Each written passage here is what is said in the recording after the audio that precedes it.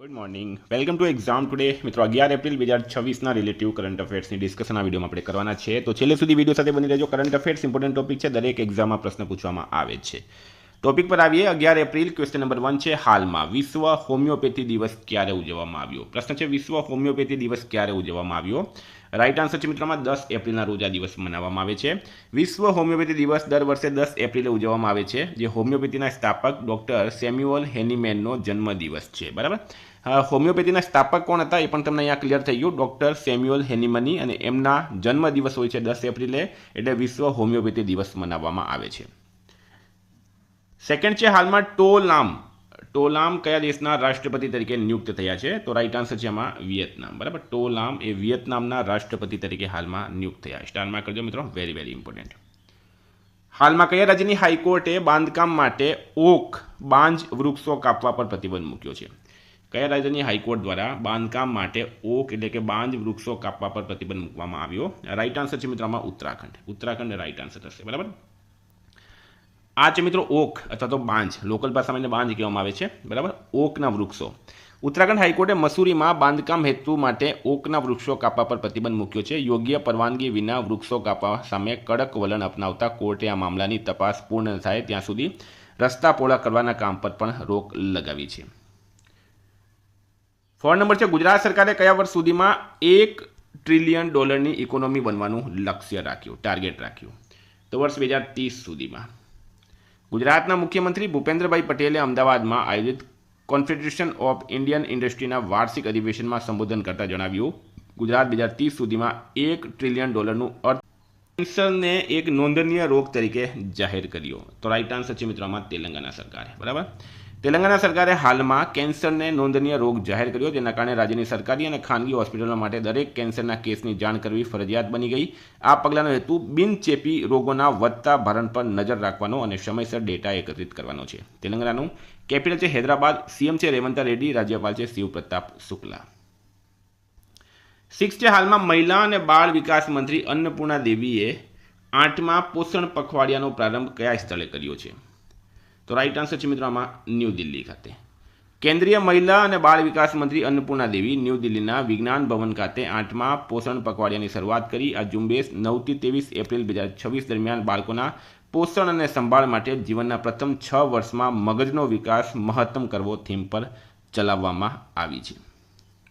7 છે, હાલમાં કયા ભારતીય મૂળના વૈજ્ઞાનિકને અમેરિકામાં પ્રતિષ્ઠિત ગવર્નર્સ ચેર્સ પદ મળ્યો છે? Governors chairs. બરાબર. તો રાઈટ આન્સર છે મિત્રોમાં દીપ જરીવાલા રાઈટ આન્સર થશે. થોડી એવોર્ડ્સની વાત કરું મેં તો શીતલ દેવીને વર્લ્ડ આર્ચરી દ્વારા para Archer of the year award આપવામાં આવ્યો. વિશ્વ શાંતિમાં યોગદાન બદલ જુપલી કૃષ્ણરાવને પ્રતિષ્ઠિત ગ્રાન્ડ પ્રાઇઝ એનાયત કરવામાં આવ્યો. આદિત્ય ધર ચેતક સ્ક્રીન એવોર્ડ 2026માં શ્રેષ્ઠ દિગ્દર્શકનો એવોર્ડ જીત્યો. પાયલ નાગે વર્લ્ડ પેરા આર્ચરી સિરીઝ ફાઇનલ્સમાં ગોલ્ડ મેડલ જીત્યો. અભયસિંહને એશિયન સ્ક્વેશ ફેડરેશન એવોર્ડ 2026માં men's player of the year award મળ્યો. અરુંધતી રોયને અમેરિકાનો national book critics circle award એનાયત કરવામાં આવ્યો. અને ગેર્ડ ફાલ્ટિંગ્સને 2026માં એબેલ પુરસ્કાર એનાયત કરવામાં આવ્યો. 8 છે, હાલમાં ભારતીય સેનાના ત્રિશક્તિ કોર્પ્સ દ્વારા કયા રાજ્યમાં ઓપરેશન હિમ સેતુ શરૂ કરવામાં આવ્યું છે? તો રાઈટ આન્સર છે મિત્રોમાં સિક્કિમ રાજ્યમાં. ભારતીય સેનાના ત્રિશક્તિ કોર્પ્સ સિક્કિમમાં ઓપરેશન હિમસેતુ શરૂ કર્યું. ભારે હિમવર્ષા અને ભૂસ્ખલનના કારણે લાચેન અને ચુંગથાંગમાં ઊભી થયેલી પરિસ્થિતિને પહોંચી વળવા માટે આ કામગીરી શરૂ કરવામાં આવી છે. 9 છે, હાલમાં કયા દેશે વિશ્વનું પ્રથમ commercial upper 6GHZ internet network launch કર્યું? તો રાઈટ આન્સર છે મિત્રોમાં યુએઈ દેશે. મિત્રો યુએઈનું કેપિટલ છે અબુધાબી, કરન્સી છે યુએઈ દિરહામ, અને રાષ્ટ્રપતિ છે મોહમ્મદ બિન જાયદ અલ નહયાન. ઇન્ટરસેક 2026 દુબઈમાં યોજાયું હતું. ભારત અને યુએઈ વચ્ચે સંયુક્ત લશ્કરી કવાયત ડેઝર્ટ સાયક્લોનની બીજી આવૃત્તિ પૂર્ણ થઈ. વિશ્વની પ્રથમ ITVISMA જનીન ઉપચાર અબુધાબીમાં શરૂ થાય. યુએઈએ ઐતિહાસિક બાળરોગ જનીન ઉપચાર પ્રોજેક્ટ શરૂ કર્યા. દુબઈમાં વર્લ્ડ ગવર્મેન્ટ સમિટ 2026નું ઉદઘાટન થયું. યુએઈ ભારતનો બીજો સૌથી મોટો LNG સપ્લાયર બન્યો. યુએઈ અને તેલંગાનાએ ભારતનું પ્રથમ નેટ ઝીરો શેર બનવા કરાર કર્યો. વિશ્વનો સૌથી મોટો debut media event bridge summit 2025 અબુધાબીમાં સમાપન થયું. 10 છે, વર્ષ 2023માં માતૃ મૃત્યુની કુલ સંખ્યાના મામલે વિશ્વમાં પ્રથમ ક્રમે કયો દેશ છે? તો રાઈટ આન્સર છે મિત્રો આમાં નાઇજીરિયા દેશ.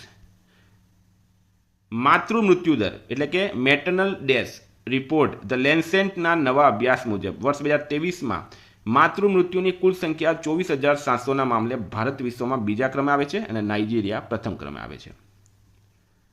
11 છે ભારતની ત્રીજી સ્વદેશી પરમાણુ સંચાલિત બેલેસ્ટિક મિસાઇલ સબમરીન કઈ છે જેને તાજેતરમાં નૌકાદળમાં સામેલ કરવામાં આવી? રાઈટ આન્સર છે મિત્રો INS અરિદમન. રાજનાથ સિંઘે કમિશન કર્યું છે. આની ખાસિયત કેવું તો તેમાં K4 બેલિસ્ટિક મિસાઇલ લાંબા અંતરની વહન કરવાની ક્ષમતા છે. ભારતની ન્યુક્લિયર ટ્રાયડ જમીન, હવા અને સમુદ્ર પરથી પરમાણુ હુમલો કરવાની ક્ષમતા મજબૂત બનાવે છે. હવે આ ત્રીજી બની છે મિત્રો. તો અગાઉ બે કઈ હતી? તો અગાઉની બે સબમરીન છે INS અરિહંત અને INS અરિઘાટ. હાલમાં પદ્મશ્રી ડોક્ટર મણિકુમાર છેત્રીનું નિધન થયું છે. તેઓ કોણ હતા? તો પદ્મશ્રી એવોર્ડ વિજેતા પ્રખ્યાત કાર્ડિયોલોજિસ્ટ ડૉક્ટર મણિકુમાર છેત્રીનું હાલમાં નિધન થયું છે. 13 છે કોફોર્જના નવા ચીફ ઓપરેટિંગ ઓફિસર તરીકે કોની નિમણૂક કરાઈ? કોફોર્જ નવા ચીફ ઓપરેટિંગ ઓફિસર તરીકે કોની નિમણૂક કરવામાં આવી છે? સુનિલ ફર્નાન્ડીસ રાઈટ આન્સર થશે આમાં. 14 છે હાલમાં કોણે નવું AI મોડલ મૂસ સ્પાર્ક રજૂ કર્યું? તો રાઈટ આન્સર છે મિત્રો આમાં મેટાએ કર્યું છે. બરાબર, મેટાએ તેની નવી સુપર ઇન્ટેલિજન્સ લેબ્સમાંથી તેનું પહેલું AI મોડલ રજૂ કર્યું જેને મ્યુઝ સ્પાર્ક કહેવામાં આવે છે, પરંતુ તેના લોન્ચ થયા પછી તરત જ આ મોડલને નિષ્ણાંતો અને વપરાશકર્તાઓ તરફથી મિશ્ર પ્રતિક્રિયાઓ મળી છે. મિત્રો મેટા એ ફેસબુક, ઇન્સ્ટાગ્રામ અને વોટ્સએપની પેરેન્ટ કંપની છે મેટા. ભારત અને માલદીવ વચ્ચે દરિયાઈ સહયોગને મજબૂત બનાવવા માટે IOS સાગર મિશન હેઠળ કયું ભારતીય નૌકાદળ જહાજ માલે પહોંચ્યું? તો INS સુનૈના માલે પહોંચ્યું છે. અને માલે શું છે મિત્રો? માલદીવનું પાટનગર છે. 16 છે હાલમાં નાણાકીય વર્ષ 2025-26માં ₹1 ટ્રિલિયનનું ટર્નઓવર હાંસલ કરનારી પ્રથમ ભારતીય FMCG કંપની કઈ બની? તો રાઈટ આન્સર છે મિત્રોમાં અમૂલ બની છે. આનંદ મિલ્ક યુનિયન લિમિટેડ અમૂલનું પૂરું નામ છે. આ સિદ્ધિ Gujarat cooperative milk marketing federation દ્વારા પ્રાપ્ત થઈ. નાણાકીય વર્ષ 2025-26માં અમૂલનો ટર્નઓવર ₹1 ટ્રિલિયન પાર ગયો, જે તેની ભારતની પ્રથમ FMCG કંપની બનાવે છે. હાલમાં અવકાશયાન મિશન ઓપરેશન્સ પર આંતરરાષ્ટ્રીય પરિષદ 2026 ક્યાં યોજાઈ? તો મિત્રો એ બેંગલુરુમાં યોજાઈ છે. International conference on space craft mission operations. આ પરિષદ બેંગલુરુ ભારતમાં યોજાઈ હતી. તો વિદ્યાર્થી મિત્રો હતા કરંટ અફેર્સના પ્રશ્નો. વાત કરીએ રિવિઝનની. 10 એપ્રિલ 2026 પર આપણે આવી ગયા. રાષ્ટ્રીય યુવા HIV અને એડ્સ જાગૃતિ દિવસ 10 એપ્રિલે મનાવાય. ભારત અને કયા દેશ વચ્ચે સંયુક્ત વિશેષ દળોના અભ્યાસ સાયક્લોન 4ની ચોથી આવૃત્તિ યોજાઈ? મિશ્ર. હાલમાં કયા રાજ્યમાં આવલેયાંગ મોન્યુ નામનો વસંત ઉત્સવ ઉજવવામાં આવ્યો? નાગાલેન્ડમાં.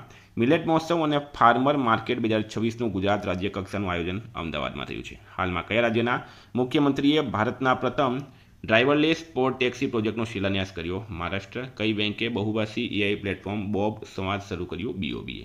ઇન્ટેલ દ્વારા એશિયા પેસિફિક અને જાપાન ક્ષેત્ર માટે વાઇસ પ્રેસિડેન્ટ અને MDના પદ પર કોને પ્રમોશન આપવામાં આવ્યું? સંતોષ વિશ્વનાથનને. ભારતનું પ્રથમ પ્રોટોટાઇપ ફાસ્ટ બ્રીડર રિએક્ટર કયા રાજ્યમાં સ્થાપિત કરવામાં આવશે? તમિલનાડુમાં. હાલમાં વર્લ્ડ પેરા આર્ચરી સિરીઝ ફાઇનલ્સમાં પાયલ નાગે કયો મેડલ જીત્યો? ગોલ્ડ. ભારતનો પ્રથમ coal to ammonium nitrate plant ક્યાં સ્થાપવામાં આવશે? ઓડિશામાં. BROના પ્રોજેક્ટ ચેતકનો 47મો સ્થાપના દિવસ ક્યાં ઉજવવામાં આવ્યો? બિકાનેરમાં. વર્લ્ડ 10K બેંગલુરુ 2026ના ગ્લોબલ એમ્બેસેડર બ્લેન્ક વ્લાસિક બન્યા છે. ચર્ચામાં રહેલું પુસ્તક અ રોડ વેલ ટ્રાવેલ્ડ કોની આત્મકથા છે? RK રાઘવની. હાલમાં કયા દેશના વિદેશ મંત્રી ખલીલુર રહેમાન ભારતની સત્તાવાર મુલાકાત આવ્યા? બાંગ્લાદેશ. રાઈટ આન્સર છે મિત્રો. ગઈકાલે પ્રશ્ન પૂછાયો વન હેલ્થ સમિટ 2026 ક્યાં આયોજિત કરવામાં આવી? ફ્રાન્સ. રાઈટ આન્સર છે. આજનો પ્રશ્ન છે હાલમાં ચેતક સ્ક્રીન એવોર્ડ્સ 2026માં શ્રેષ્ઠ દિગ્દર્શકનો એવોર્ડ કોને મળ્યો? જવાબ કમેન્ટ બોક્સમાં જણાવો. વિદ્યાર્થી